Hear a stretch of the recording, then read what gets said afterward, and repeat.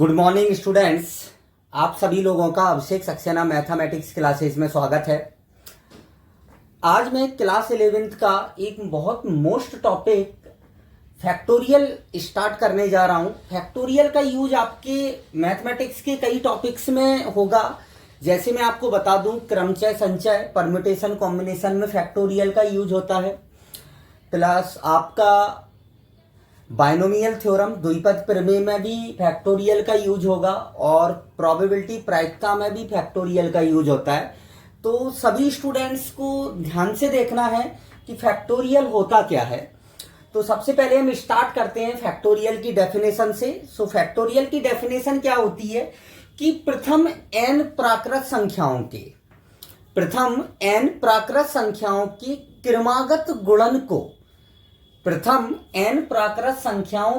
क्रमागत गुणन को हम फैक्टोरियल n कहते हैं।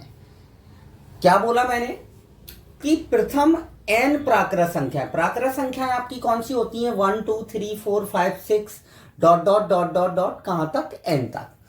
मतलब प्रथम n प्राकृत संख्याओं के गुणन को, उनकी क्रमागत गुणन। ऐसा नहीं होगा कि आप जैसे 1 इंटू 3 इंटू 2 इंटू, क्रम को नहीं बदल सकते हैं आपको। तो प्रथम n प्राकृत संख्याओं के क्रमागत गुणन को हम फैक्टोरियल n कहते हैं। फैक्टोरियल n को हम दो तरीके से रिप्रेजेंट करते हैं। एक तो ये सिंबल होता है फैक्टोरियल का, या आप इस सिंबल का भी यूज कर सकते हैं। तो प्रथम n प्राकृत संख्याओं के क्रमागत गुणन को हम फैक्टोरियल कहते हैं। फैक्टोरियल n बराबर क्या होता है आपके पास? फैक्टोरियल n बराबर होता है n into n minus 1 into n minus 2 into dot dot dot, इसी टाइप से 3 2 1। ये मान होता है आपका किसका? फैक्टोरियल n का। हम इसी को इस टाइप से भी रिप्रेजेंट कर सकते हैं। ऐसे आप पलट के भी इसको 1 into 2 into 3 dot dot dot n तक लिख सकते हैं। तो इससे मैंने आप ऐसे क्यों लिखा है मैं आपको बताऊं कि जब फैक्टोरियल में से n बाहर लेते हैं, जैसे फैक्टोरियल n मैंने दोबारा से लिखा। जैसे आप फैक्टोरियल की क्या विशेषता होती है, अगर आप n बाहर लेते हैं तो अंदर फैक्टोरियल के अंदर एक संख्या कम हो जाती है। एक संख्या क्या हो जाती है? कम। अगर हमने n-1 को भी बाहर लिया तो n इंटू n-1 एक नंबर एक और कम हो जाएगा, तो कितना रह जाएगा? n-2। ऐसे ही हम n-2 अगर बाहर लेते हैं तो n इंटू n-1 n-2 और n-3। इसी टाइप से आप धीरे धीरे संख्याएं बाहर लेते जाएंगे तो यहां पर संख्या फैक्टोरियल के अंदर कम हो जाएंगी। तो इस लास्ट में क्या बचेगा? 3 2 और 1 बचेगा। अब मैं आपको एक मोस्ट पार्ट बता रहा हूं इसका, फैक्टोरियल का। आप सभी लोगों को, स्टूडेंट्स को नोट में इसको लिखना है कि फैक्टोरियल केवल और केवल प्राकृत संख्याओं के लिए ही पॉसिबल होता है, जीरो के लिए भी होता है साथ में। तो फैक्टोरियल के अंदर कभी भी भिन्नात्मक संख्या, दशमलव की संख्या और ऋणात्मक संख्या नहीं हो सकती है। सभी स्टूडेंट ध्यान से सुनेंगे कि फैक्टोरियल के अंदर कभी भी भिन्नात्मक संख्या, जैसे 1/2 1/3 1/4 3/2, मतलब भिन्नात्मक संख्या, फ्रैक्शनल नंबर और ऋणात्मक नंबर संभव नहीं होते हैं। मतलब आप इसी बात को मैं ऐसे भी बोल सकते हैं हम कि फैक्टोरियल ऋणात्मक संख्याओं एवं भिन्नात्मक संख्याओं के लिए परिभाषित नहीं होता है।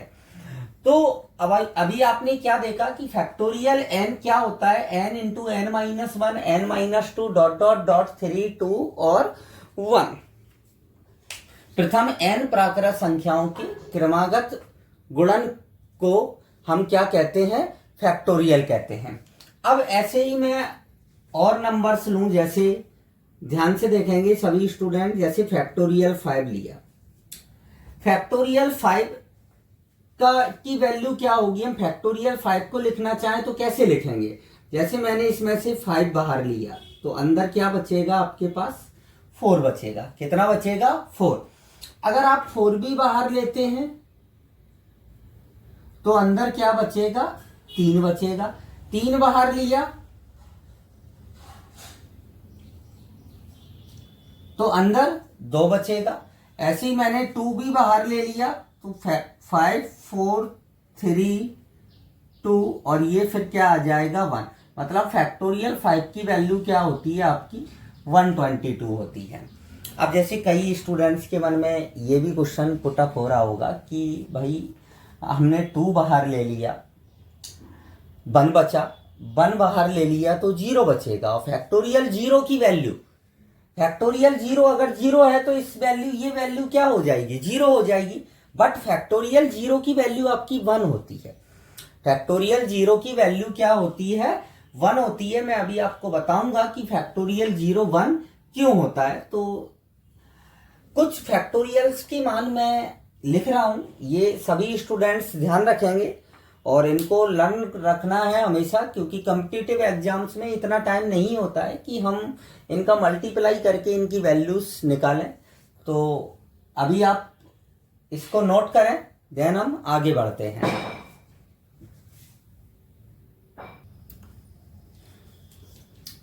अब मैं आपको कुछ फैक्टोरियल्स की वैल्यू बता रहा हूं, सो सभी स्टूडेंट्स को इनको याद रखना है। सबसे पहले आता है फैक्टोरियल 0। फैक्टोरियल 0 की वैल्यू 1 होती है। अब फैक्टोरियल 0 की वैल्यू 1 क्यों होती है, मैं आपको इसका प्रूफ बताता हूं। सभी स्टूडेंट ध्यान से देखेंगे फैक्टोरियल 0 की वैल्यू 1 कैसे होती है। सो यहां पर ध्यान से देखेंगे कि फैक्टोरियल जैसे n होता है हमारे पास, तो हम फैक्टोरियल n को कैसे लिख सकते हैं, n into factorial n minus 1। Factorial n को हम क्या लिख सकते हैं, factorial n into factorial n minus 1। अब आप ध्यान से देखेंगे यहां पर कि जैसे मैंने यहां पर पुट कर दिया n equal to 1, n equal to क्या पुट किया मैंने, 1 पुट कर दिया यहां पर। तो जब आप n इक्वल टू 1 पुट करेंगे तो क्या आएगा, फैक्टोरियल 1 इक्वल टू यहां n की जगह 1 रख दिया और अंदर n 1 माइनस क्या आ जाएगा आपका, 1 आ जाएगा। सो ये क्या बचा आपका, फैक्टोरियल 1 इक्वल टू क्या आ जाएगा, 1 माइनस 1 क्या हो जाएगा आपका, फैक्टोरियल 0 हो जाएगा। कितना हो जाएगा, फैक्टोरियल 0। और फैक्टोरियल 1 की वैल्यू क्या होती है आपकी, 1 होती है। तो फैक्टोरियल 0 इक्वल टू क्या हो जाएगा आपका, 1 हो जाएगा।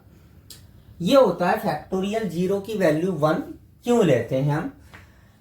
अब आप देखें ध्यान से, फैक्टोरियल 0 की वैल्यू 1 है, फैक्टोरियल 1 की वैल्यू 1 होती है, फैक्टोरियल 2 की वैल्यू आपकी 2 होती है, फैक्टोरियल 3 की वैल्यू 6 होती है, फैक्टोरियल 4 की वैल्यू 24 होती है, फैक्टोरियल 5 की वैल्यू आपकी 120 होती है, फैक्टोरियल 6 की वैल्यू आपकी 720 होगी, फैक्टोरियल 7 की वैल्यू आपकी 5040 और फैक्टोरियल 8 की वैल्यू कितनी होगी, 40320। ये वैल्यूज सभी स्टूडेंट्स को याद रखनी है, क्योंकि रीजन मैंने अभी आपको पहले भी बताया कि इनकी वैल्यूज हमें एग्जाम में डायरेक्ट पुट करनी है। इतना टाइम नहीं होता है कि हम इनका मल्टीप्लाई करें। सो आप इन वैल्यूज को नोट करें, फिर और भी फैक्टोरियल के बारे में मैं आपको बताता हूं।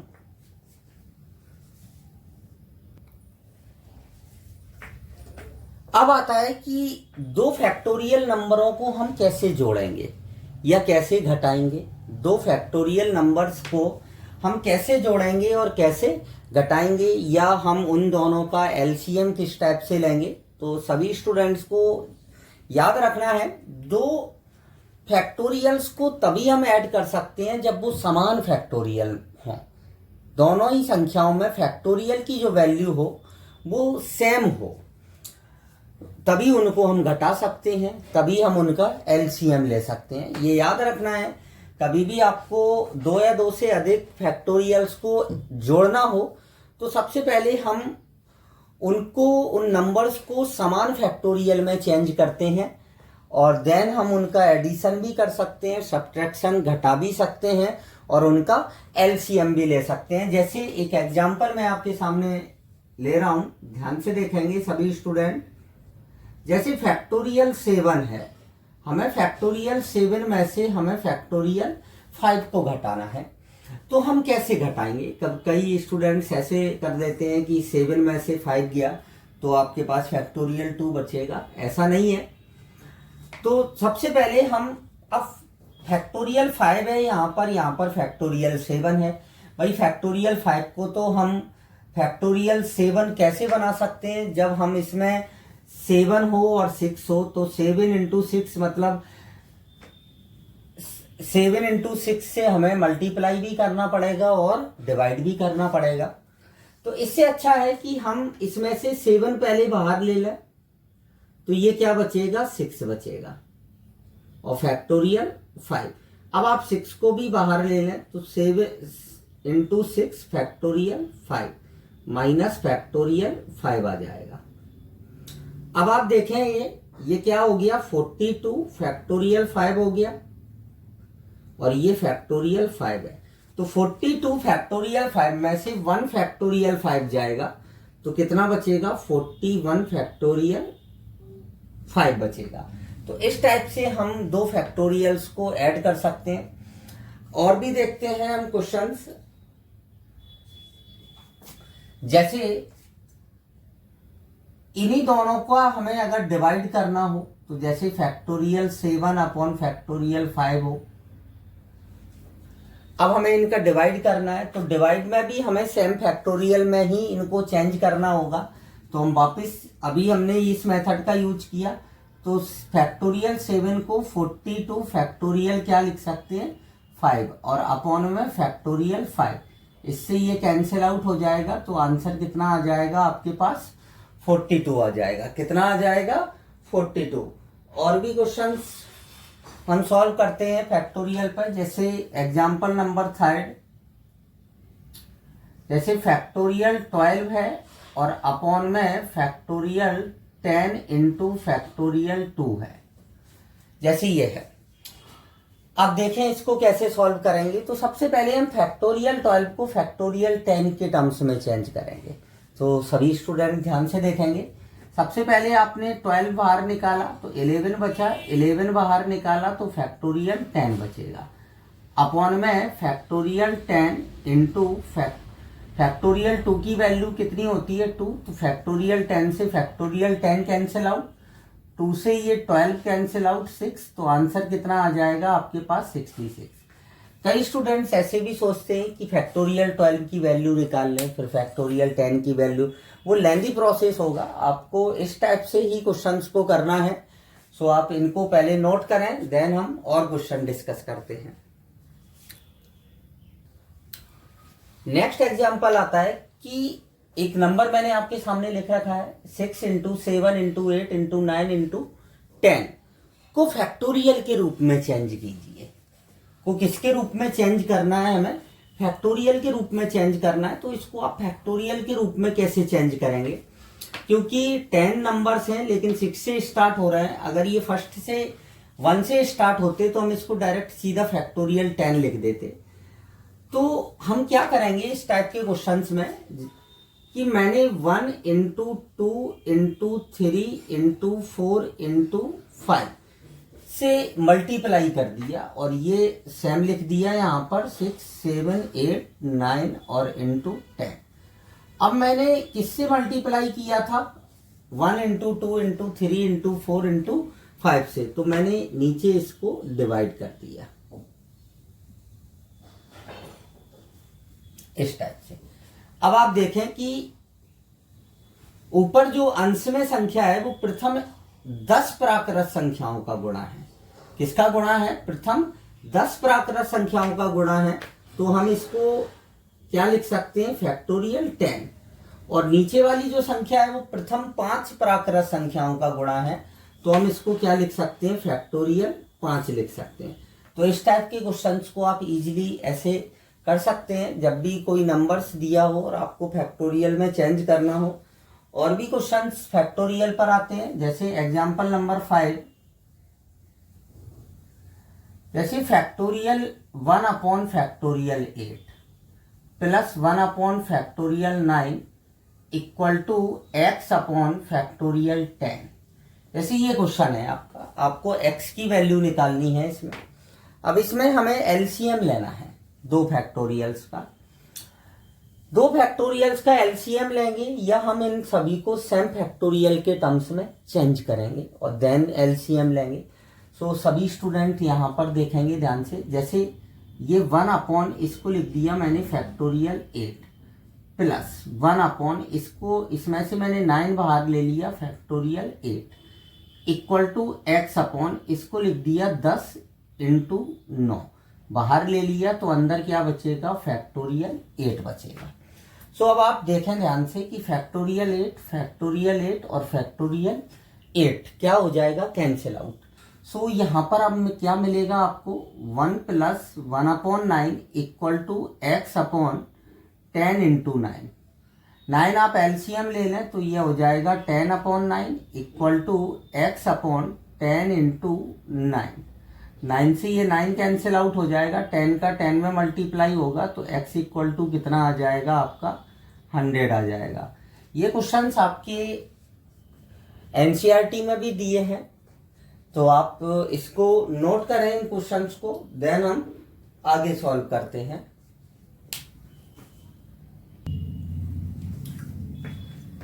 आज हमने फैक्टोरियल के बारे में सीखा है।